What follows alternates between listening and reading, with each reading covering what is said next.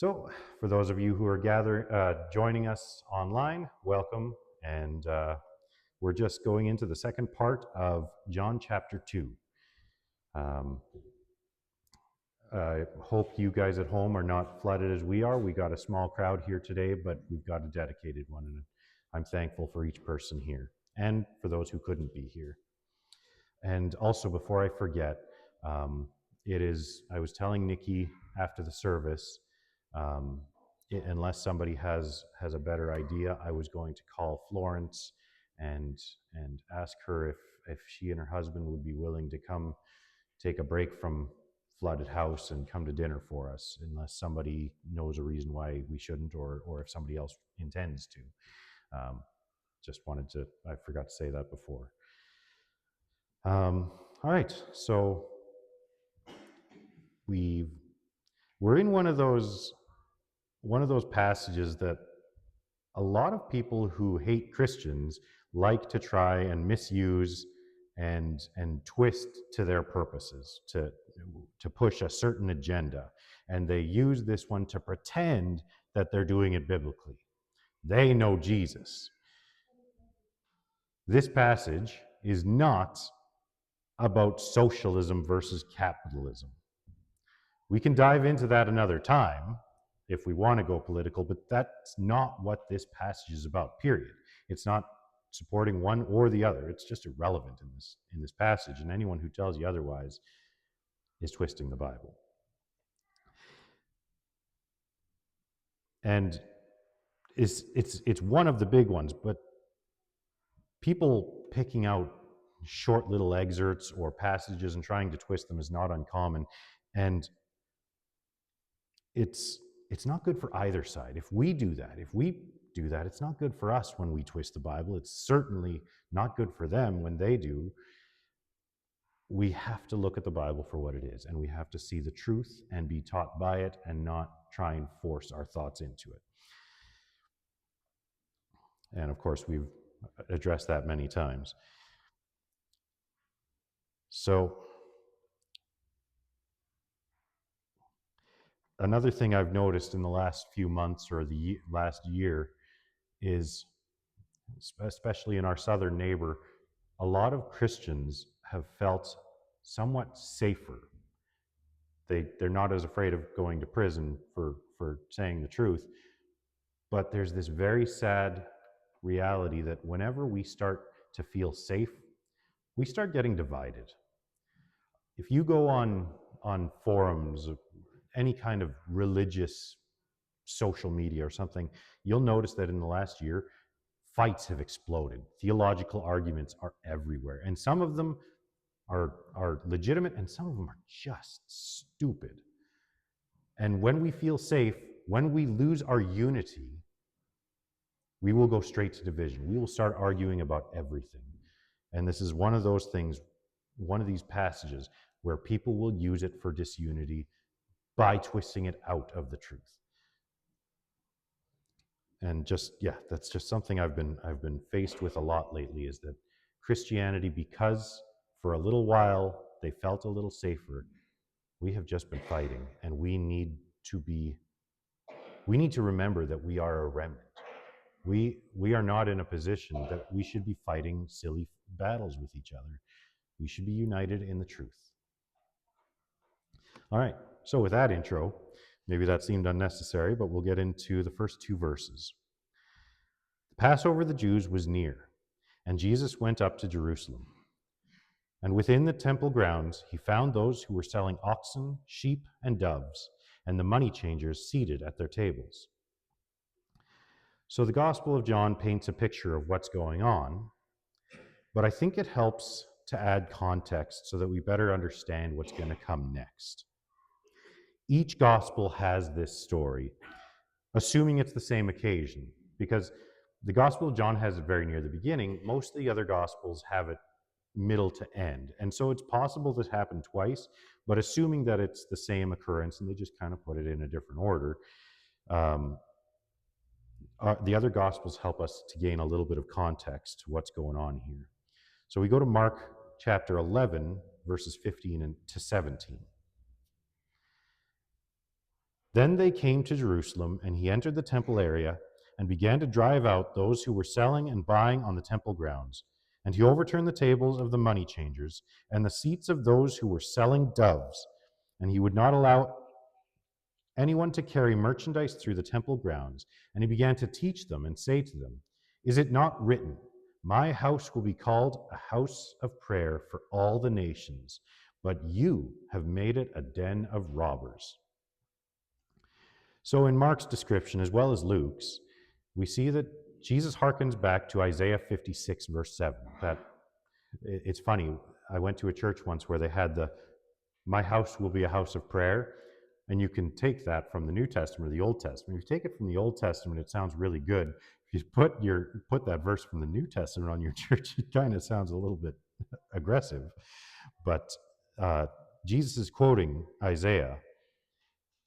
And then he makes the accusation not just of commerce. John talks about buying and selling, but Mark and Mark and Luke are adding the charge of corruption. Thieves in Luke or robbers in Mark. I'm not sure why they're translated differently, but it's not just about the misuse of the temple, although that's absolutely valid, but it's a direct affront to God. This is directly saying or doing offensive things to God in his own house. And I wanted to think of an example, and maybe I've given this before, but we have a tendency to do things not just not following God, but we tend to throw things in his face. So when I was in my late teens, early 20s, I was living near St. Albert, and I had about a half-hour drive into town for my job. And the speed limit was 100, and it was a straight, well-made road. And so me and my 99 Taurus would go about 125 because I could. It was an easy road. It was a brainless activity. I'm not a terrible, terrible driver. And so I always went 125, 120, 125. And of course, if you see a cop, then you slam on the brakes really quick. But another thing I would do on my way to work, because I had a half hour in, a half hour back, is on a good day, when I remembered to pray, it was a time when I was doing nothing else. Like I said, driving is a fairly brainless activity.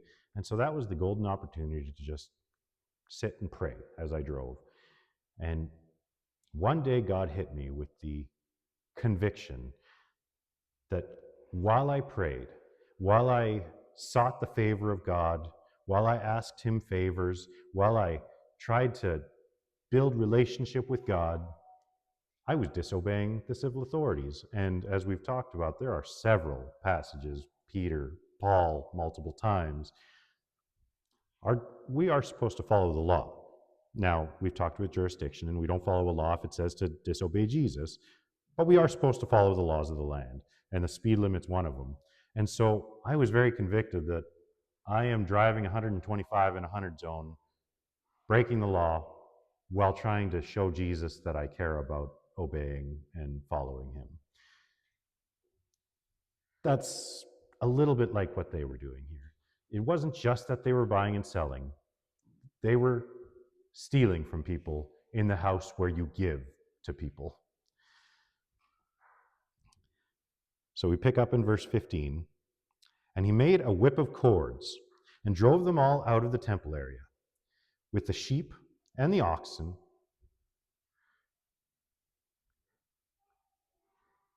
And he poured out the coins of the money changers and overturned their tables. And to those who were selling doves, he said, "Take these things away from here. Stop making my Father's house a place of business." His disciples remembered that it was written, "Zeal for your house will consume me." Now, to just add to what they were doing, because I missed that note, just on a very basic level, you have this description of there's ox and sheep and doves in the temple. As most of us have a fair bit to do with farming, imagine what those sheep and oxen were doing on the temple grounds. And just ask yourself, is that how we respect God or his house? You know, I might bring a sheep in here for an object lesson if I had a sheep, but probably once it starts doing its business, we'll get it out of here. Another irony of activists trying to use this passage is that they will misuse and misunderstand part of it to say that Jesus hates markets. But then they'll ignore the rest of the passage so that they can claim that Jesus condemned any kind of force or aggression. Talk about cherry picking. So they'll say, because this one time Jesus had something against somebody who was doing something dishonest, well, that must mean he hates people selling things. But also, Jesus was a pacifist, when in the next verse it says he made a whip of cords and started driving people out and overturning tables. Jesus is a man of justice and mercy and love. This does not make him a pacifist.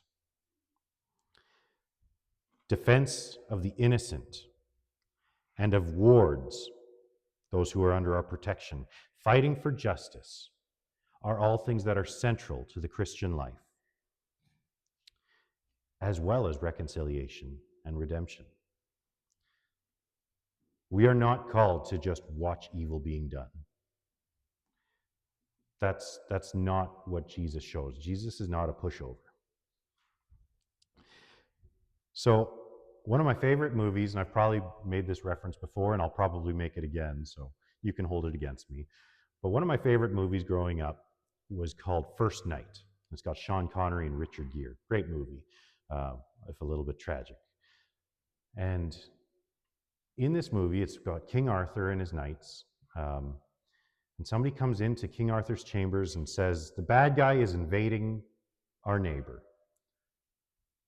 And some of the people are pushing, well, we can't do anything. We got a peace treaty with the bad guy. And Sean Connery, in his wisdom, says, there's a peace that can only be found on the other side of war. We are not supposed to stand aside. We are supposed to fight for justice. Not always physically. That can mean many things. But defending the innocent is central to our lives. Now, because I can, I'm going to make another movie reference. Anybody here has seen the newer Lion, Witch, and the Wardrobe? I guess it's not new anymore. It's like 20 years old, but the one that Disney made. And I hadn't read the book when I first watched the movie, but there is a great line that just hit me like a sack of hammers. And it's when the Pevensey children, the two brothers and sisters, are rescued and taken to the Beaver's house. And Mr. Beaver is describing this Aslan, this mysterious figure, and he mentions he's a lion. And one of the kids says, is he safe? And the Beaver says something to the effect of, he's a lion. Of course he's not safe, but he's good. And that just hit me. Jesus is not safe. He brings safety. He is our safety, but he is not safe. God is a just God.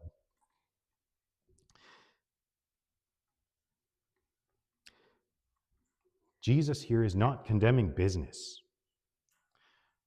He's condemning the misuse of religion and the sacred to benefit business. Selling isn't a bad thing, it just doesn't belong here. This is a place for the sacred. Out there, we do our jobs, whether we're selling something or whether we're selling our labor. That's commerce, that's trading. If you didn't have money, we'd be bartering. It would still be the same thing.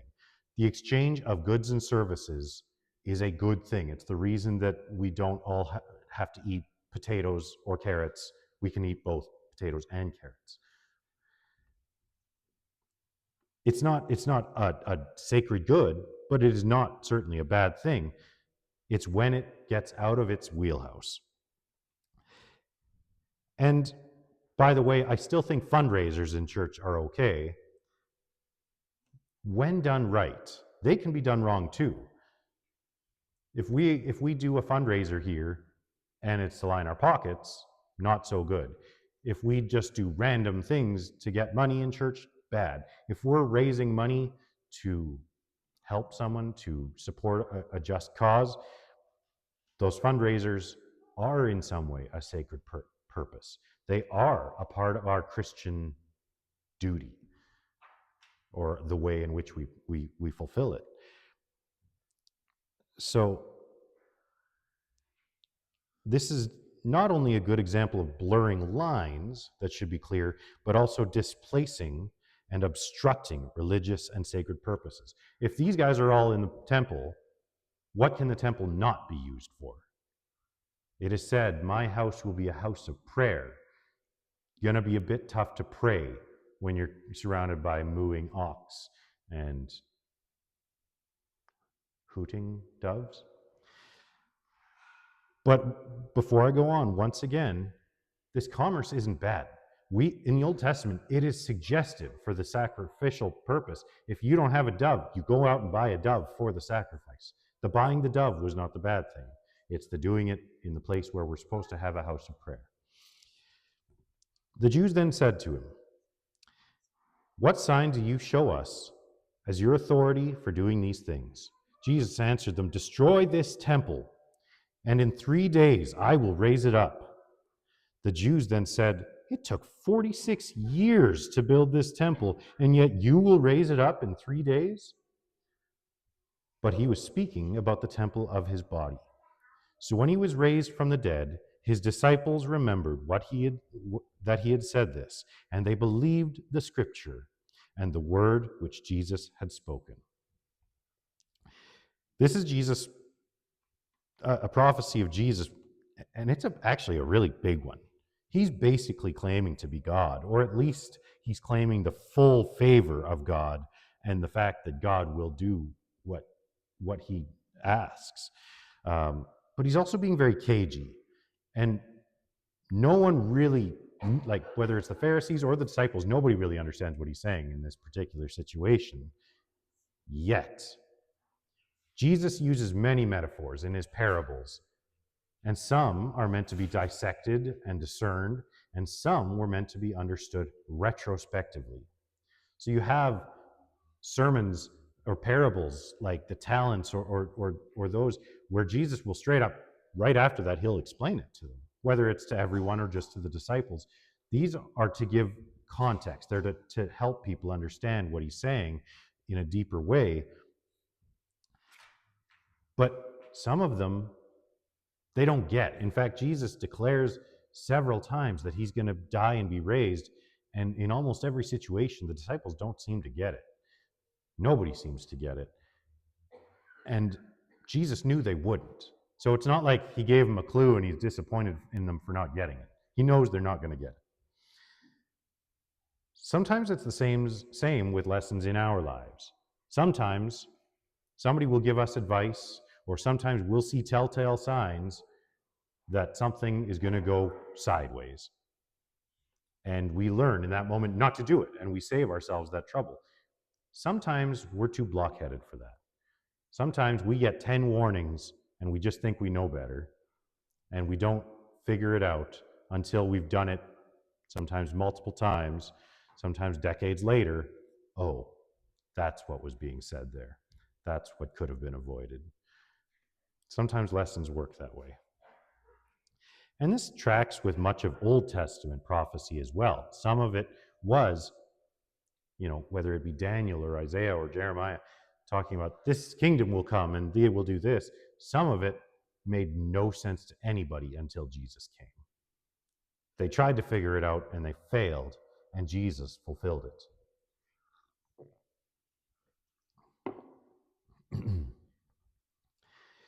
Now, in verse 23, we pick up again. Now, when he was in Jerusalem at the Passover, during the feast, many believed in his name, as they observed his signs which he was doing. But Jesus, on his part, was not entrusting himself to them, because he knew all people, and because he did not need anyone to testify about mankind, for he himself knew what was in mankind. This is actually the part of the passage that I really struggled with, and I ended up checking multiple translations and multiple commentaries to try and figure out exactly what I needed to do with this.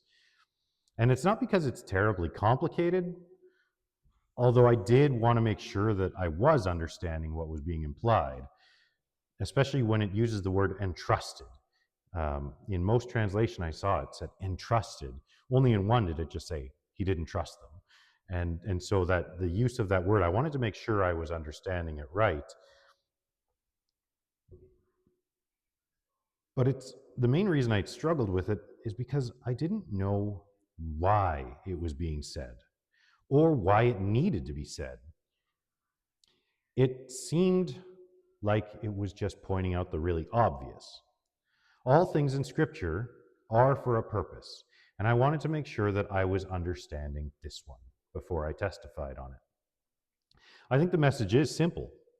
Jesus had many believers, but he knows that hearts and minds and people are silly and fickle. What we are certain of today, we will doubt almost without question tomorrow. We will see proof of something today, and tomorrow we'll say, well, maybe there's some other explanation. We are fickle, and Jesus knows it. This is fairly well known to many of us, but I think perhaps the purpose of this edition is for those who are not as clear. Many come from a worldview that says man is constantly evolving and their group or their generation must be the cream of the crop, and part of the process of reconciliation with God is recognizing that we all fall short. No matter how smart or righteous we think we are, we still need Jesus. There are so many of us in our secular philosophy, we are taught that man is constantly improving. And that's why even though the psychologists or philosophers of today disagree with pretty much everyone who's ever been in history, they must be right because they're more evolved. It doesn't matter the evidence, they're more evolved and so they know. And our culture, and innocently in some cases just arrogance, but some cases we're taught that, right? We're taught that, well, in the medieval times, those ignorant people didn't know anything. And sometimes we make up history to try and support that idea. But we have this idea that we know better, or that we are above certain flaws. And I think this is to remind us and to show those who are just receiving, just coming into a relationship with God, to show them that, guys, this isn't just about you need to like a guy named Jesus. You need to completely change the way you look at the world. You need to recognize that the problem was not that you made a mistake. It was a problem that people need Jesus, that we all fall short of the glory of God, and it is only with Christ that we can have relationship with the Father. And so what seemed like a throwaway message actually became almost central to me. We get comfortable because we know things. Maybe we need to think about the things we forget or the things that we don't know yet. And we need to be humble enough to recognize it.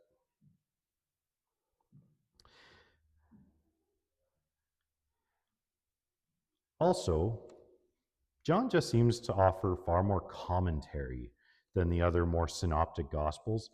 And this explains many of the times where he offers details, especially sort of qualitative details about different events or people, qualitative rather than quantitative. Whereas Luke would tell you what happened, John will often tell you about the people or the thoughts involved more than that. Not that they don't, but John will talk about Judas was doubting Jesus, but Judas was stealing from the offering plate. Whereas nobody else really mentions that. John will, for either humble or possibly proud reasons, talk about